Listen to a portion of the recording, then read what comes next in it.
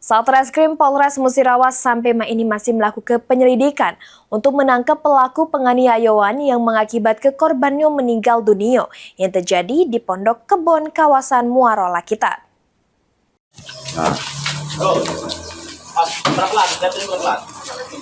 Muhammad Saifuddin, 25 tahun, warga kaya Teladan Muaro Lakitan Musirawas, tewas sesudah dianiaya oleh lanang berinisial AL di Pondok Kebon Desa Trianggun Jaya, Muaro Lakitan.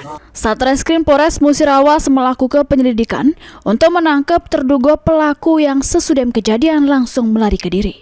Awalnya antara korban dengan pelaku yang saling kenal bertemu di Pondok Kebon tersebut. Tidak lama kemudian, keduanya terlibat cekcok mulut sehingga terjadilah perkelahian.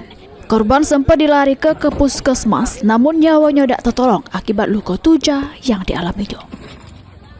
Tersangka berinisial HL saat ini dalam proses pengejaran dari Satreskrim Polres Musirawas, yang mana awalnya kejadian ini cekcok mulut antara korban dengan tersangka mengakibatkan korban dalam keadaan sekarat, dan pada saat dibawa ke puskesmas Cecar, nyawa korban tidak dapat tertolong lagi akibat luka tusuk. Mulyadi, PAL TV.